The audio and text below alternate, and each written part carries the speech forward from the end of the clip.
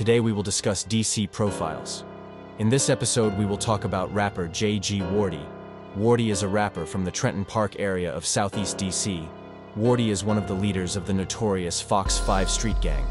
Fox 5 consists of hoods like 37th, Third World, Trenton Park, the Z, Wheeler Road, Lincoln Heights, and Kennedy Street. Back in the day before the beef with Wahler Place, J.G. Wardy would hang around Wahler with other Trenton Park members and Wahler members. One of the Wahler members he would hang with would be Karno Turner. Years would go by and Trenton Park and Wahler would start beefing, and Karno would be alongside his baby mama while they were in the back of a lift. A driver of a white Hyundai pulled on the side of the lift and unloaded, leaving Karno and his baby mama slumped in the ride. The couple's last moments were caught on camera by a bystander who witnessed the shooting.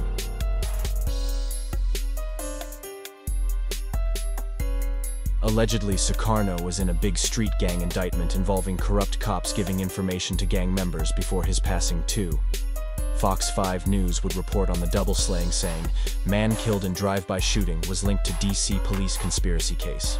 A man whose name is linked to a DC police corruption case was murdered in a drive-by shooting in Southeast DC on Thursday. Karno Turner and his girlfriend Meka India Tishea Gravet were getting into a lift just after 5 p.m. when a gunman opened fire from another car on 1st Street, nearby Martin Luther King Jr. Avenue. Sources familiar with the investigation said Turner was hit multiple times.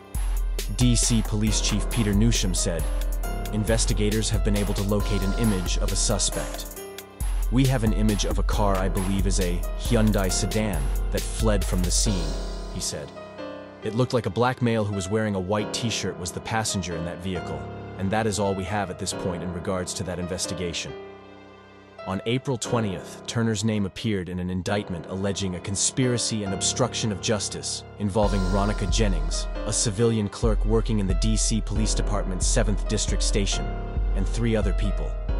The indictment claims Jennings was using her password to get into the police department's computers and looking for sensitive information in ongoing criminal investigations. She would then pass that information on to members of the Wahler Place street gang. This hit was allegedly Trenton Park's work too. Oh man, look at Carla Wahler. Hey, oh man, we got a 620 up here. Postman and Dee Don. What the? They coolin', man. We got Sierra. Look at little Sierra, man. Oh, Lou. Look at Lou. She almost cried when she got this on her back. Look, what's up? Look at my sister, my favorite sister. Look at her though, young. At her dread pop. Which one pop? Look. Her dread pop look like all on pop. Yeah, we got crazy, you know, a little crazy. Yeah, I'm Karno, man, you know what I'm saying? Yeah, we got D. Oh, hold up, that's D, but look at the Swiss 620 nigga. I knew we was gonna recruit they. Look, one of them already been recruited. That's my young boy, yo. Everybody else, I'm coming. You hear me? New images tonight that police hope will solve a double murder in the back of a lift vehicle, and police tonight believe others could be at risk. Investigators think the shots fired yesterday came from this white Hyundai sedan. They also believe more people could be in danger because of their ties to a corruption case involving local street gangs. News 4's Jackie Benson is live for us with the new details tonight at DC Police Headquarters. Jackie? Jim, 2 weeks ago, a D.C. Police Department civilian employee was indicted for tipping off gang members about a murder. Now, fast forward to those 2 people shot to death in the back of the lift car yesterday evening. One of them was named in that indictment. This is the vehicle police say pulled up alongside a dark-colored Toyota Camry as it drove down Martin Luther King Jr. Avenue in Southeast Washington Thursday evening. A window rolled down and a man began shooting directly into the Toyota's back seat, killing the 2 passengers, a man and a woman, but sparing the driver. He told News 4's Darcy Spencer his passengers had sensed trouble and urged him to speed up. They just say go fast, so I understand why is go fast. So I cannot go over like 25 because over there's 25 is speed limit. So I'm trying to go a little bit fast, but I'm going to like 30, but I cannot. That's how y'all got Savage locked up, man. 18. Savage got locked up. Face off down here, nigga. Better check 2023 school. I ain't no Oh, yeah. though. He need to go get back for his sister. You need to go get back for his sister. Hey, sipping like No, y'all really be tipping. Your man go live every day and put his name on his title like he did. A shooting in Southeast D.C. killed a 23-year-old woman over the weekend, and tonight the search is on for that suspect.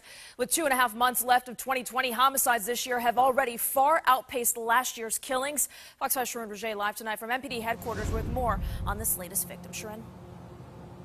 Yeah, Marina, it's so difficult to constantly be reporting on these killings in the district, from kids being shot to now this 23-year-old young woman. Her name is Chanel Smith. Those that knew her say she recently graduated from a local vocational school and she was getting her life right. Chanel signed up for vocational training in hospitality at the Amala Lives Institute.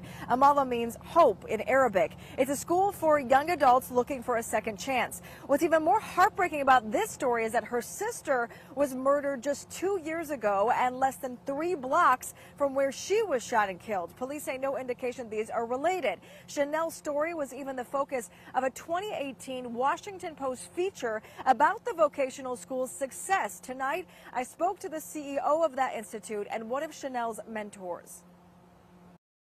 It just rocked my spirit because I had invested, and my institution invested so much into Chanel.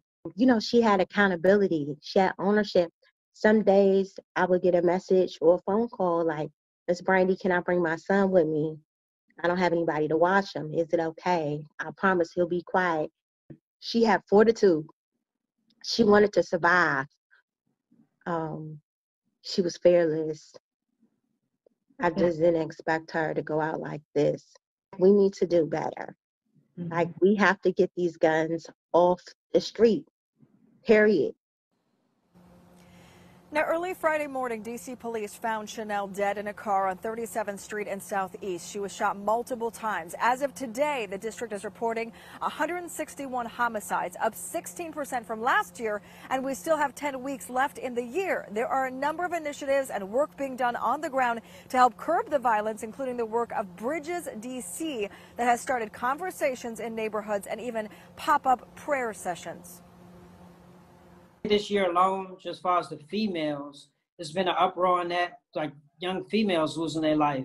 And I do have a 19-year-old daughter, and it scares me. More resources need to be put in place to where we can grow as a community. We started a pop-up prayer to where we would come into the targeted neighborhood that has a lot of violence, a lot of corruption within that neighborhood. We try to maintain some type of peace level. What can we actually sit down and you know, just make a short prayer together? And after that, come to some basic necessity needs that we both encounter on each end, and we can come to a common ground and build from that.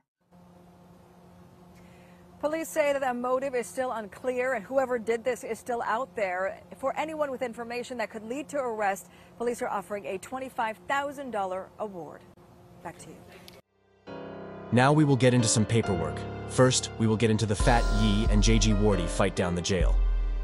The paperwork says inmate Barry, aka Fat Yee, is being charged with the following major violations. 1. Fighting. Inmate Barry started a fight with inmate Daniels. 2. Creating a security disturbance. And 3. Disrupting normal operations. Allegedly, Barry Farms rapper Fat Yee got the best of JG Wardy in this brawl. Now we will get into the Trenton Park R.I.C.O. 4 men were arraigned this morning on federal charges, including conspiracy to distribution of marijuana and oxycodone, unlawful transfer and possession of a machine gun, and using, carrying, and possessing machine guns during, in relation to, or in furtherance of drug trafficking. The charges were announced by U.S. Attorney Matthew M. Graves, Special Agent in Charge Wayne A. Jacobs of the FBI Washington Field Office Criminal and Cyber Division, Acting Special Agent in Charge Michael T. Weddle of the ATF Washington Field Division, and Chief Robert J. Conti Ill of the Metropolitan Police Department, MPD. The indictment alleges that Eugene Tracy Hill, also known as Gino, or Cheese, Deontay Arik Wiley, also known as Sleaze, or Tybino, Broadus Jamal Daniels, also known as Wardy, and Andre Alante Willis, also known as Boogie, were engaged in a years-long conspiracy to distribute marijuana and oxycodone. It is further alleged that Hill and Willis distributed, possessed with the intent to distribute, or conspired to distribute more than 100 kilograms of marijuana. The indictment further alleges that, in furtherance of their drug trafficking conspiracy, and in order to protect the co-conspirators and their drugs, money, and drug-dealing territory, Wiley assembled AR pistol machine guns from parts that he bought through online retailers and sold those machine guns to Hill, Daniels, Willis, and others. Since the AR pistols that Wiley built were assembled from parts, they had no serial numbers and there was no way for law enforcement to track their possession or sale. Such firearms are defined as privately made firearm by ATF, but are also referred to as ghost guns on the street. The indictment alleges that Hill, Wiley, Daniels, and Willis used the machine guns for defense of their territory and also as currency to trade for drugs or other firearms. All 4 men have been detained since their arrest, and law enforcement seized controlled substances and firearms from each of their residences after they were taken into custody. If convicted of all charges, each defendant faces a minimum of 30 years in prison. This indictment is part of a joint investigation which has resulted in the seizure of 2 vehicles, 13 handguns, 5 machine guns, and hundreds of rounds of ammunition.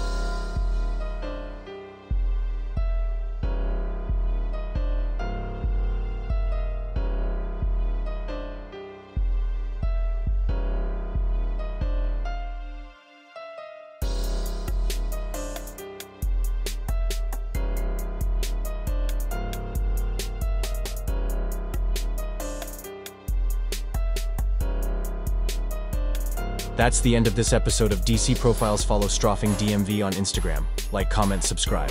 500 likes for my Go Lead DC Profiles episode.